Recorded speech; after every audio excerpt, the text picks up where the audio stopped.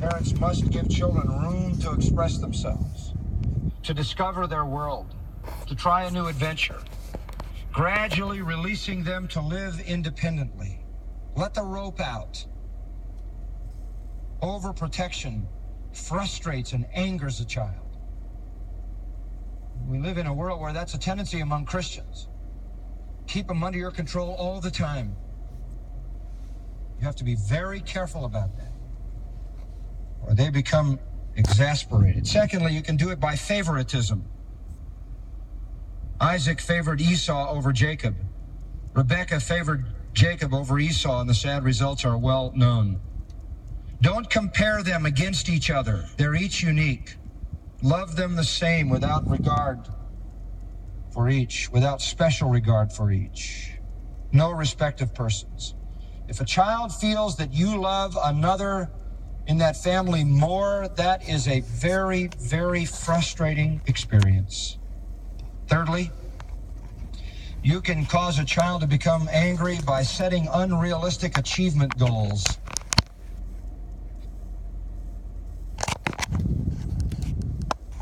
Pressure to excel in school, pressure to excel in sports, in music, in any activity they do. And it really has little to do with the child and everything to do with the reputation that the parent wants. This becomes very frustrating when the child has no sense of having reached a goal, no sense of having fulfilled an expectation. It leads to being angry and bitter. And I have dealt with such children. I have dealt with such children who have killed themselves. I think of one girl in particular who killed herself to get her parents off her back. She never could accomplish enough to satisfy them, and she was so angry she wanted to hurt them in the most profound way she could, so she took her life so they would have to live with the pain of causing that. Devastating.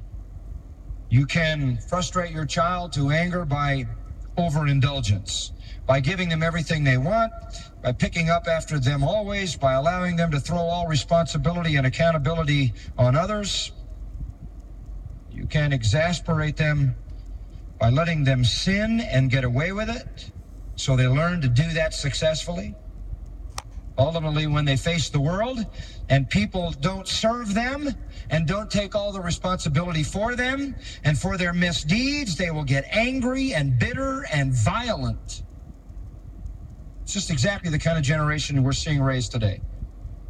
Fifthly, you can exasperate your child by discouragement. And I think that comes in two ways: lack of understanding and lack of reward. Because both of those destroy motivation and they destroy incentive. You must understand your children. Understand what they're thinking. Understand what they're trying to accomplish. Understand why a certain thing happened, why a certain behavior occurred, why a certain incident went a certain way. Grant them a listening ear and an understanding heart, and reward them graciously and generously with love. Give them approval and honor, and be patient with them, or they get very defeated and discouraged, and that turns to anger. You can provoke your children to anger, number 6, by failing to sacrifice for them. In other words, by making the child feel like he's constantly an intrusion into your life, constantly an interruption, always a bother. You want to do what you want to do. You and your husband want to go where you want to go. You just farm these kids out somewhere. Leave them. Let somebody else take care of them. You're not about to change your lifestyle. You're going to do what you want to do. You're going to have your fun and your pleasure, and the kids are just going to have to fend for themselves. Leave them, make them prepare their own meals. Don't take them places because you can't be bothered with them. And they will resent your being uncaring, unavailable, and self-centered. And it's one of the things that I'm so very thankful for in my own family is Patricia's devotion to our children all the years when they were growing up in the home. Many years when I had to be going and traveling, and she refused to do that because she wanted to be with those children all the time. Number 7, you can provoke your children to anger by failing to allow for some growing up. What does that mean? Let them goof up a little. Let them make mistakes. So they knock something over at the table. Laugh it off. They just don't quite have the manual dexterity yet, or the coordination. Give them a little job, and if they do it in an unacceptable way, but it's a little bit of progress, commend them. Let them share some of their ridiculous ideas. Let them plan some silly things to do and do them. And don't condemn them. Just expect progress, not perfection. The best of men are not perfect. The New York Tech, many years ago, defeated Rensselaer Poly 21-8. In that game, the only Rensselaer touchdown was set up by a 63-yard pass play, says the newspaper. On the play, there appeared to be a breakdown in the Tech defense. The next week, when reviewing the films, Tech coach Marty Sinal noticed that the defensive back on the play, freshman John Smith, stood frozen on one spot while the receiver flew by him for the winning touchdown. "Hey, Smitty, why didn't you move?" the coach yelled. Said Smith, "I couldn't. My contact lens had just popped out. And I covered it with my foot, waiting for a time to put it back. If I had left the spot, I never would have found it again in that grass. And my parents would have killed me for losing it." Now, I'm telling you, when you're in the big game and you live with that much fear of your parents, you got a problem. Let your kids fail. They're going to lose things. Hey, I remember when Matt flushed my watch down a toilet. I said, "Why did you do that?" He said, "I just wanted to see what it would look like going down."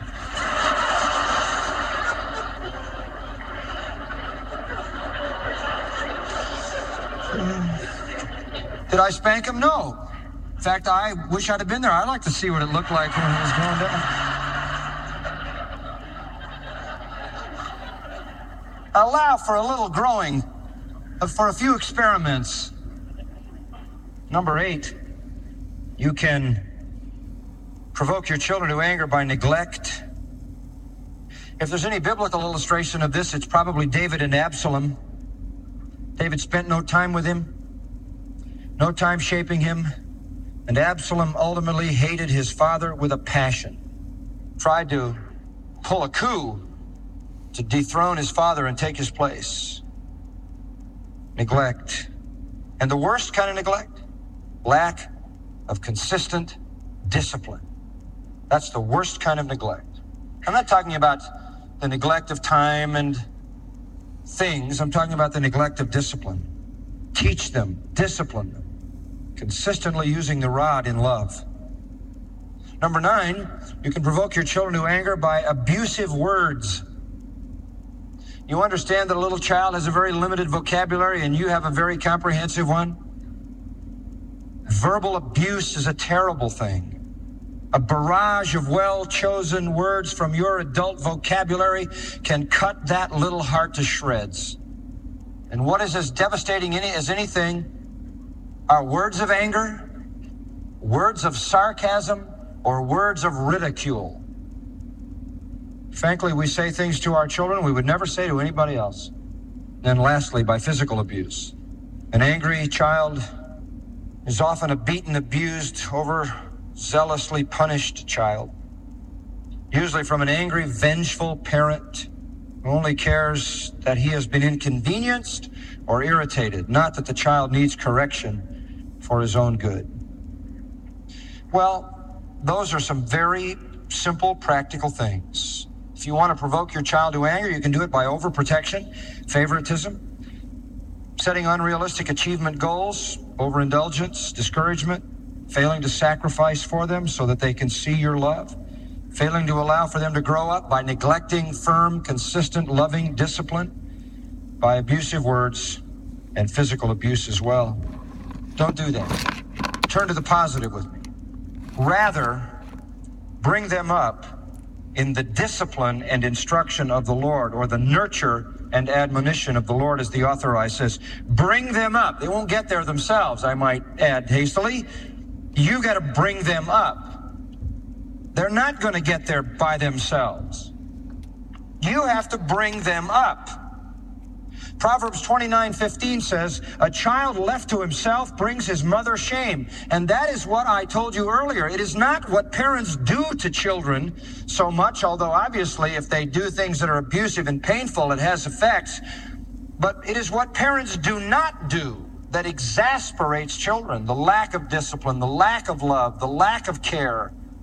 You must bring them up. This is a call to raise your children, to focus on it. Now, let me give you some practical instruction at this point. How do you do this?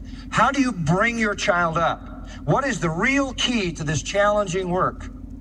I'm going to give you the key. Proverbs 4:23 says, watch over your heart with all diligence, for from it flow the springs of life. Now, what you have here is a clear-cut, divinely inspired statement that the issues of life come out of the heart. All the matters of life proceed from the heart. In Mark 7 and verse 21, Jesus said, for from within, out of the heart of men, proceed the evil thoughts, fornications, thefts, murders, adulteries, deeds of coveting and wickedness, as well as deceit, sensuality, envy, slander, pride, and foolishness. All these evil things proceed from within.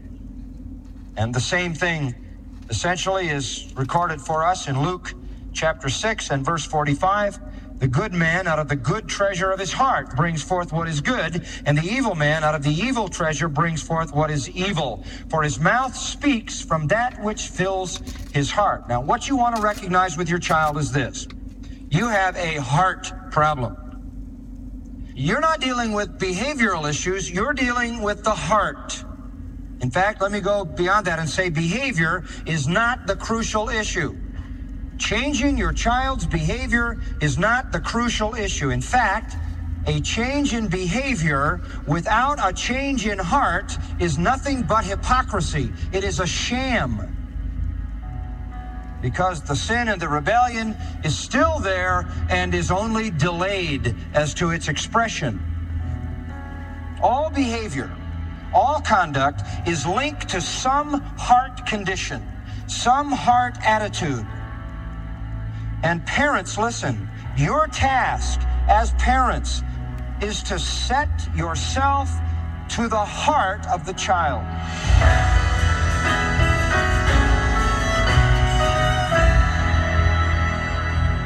That's Grace to You with John MacArthur, president of the Masters University and Seminary. Today he explained what it means to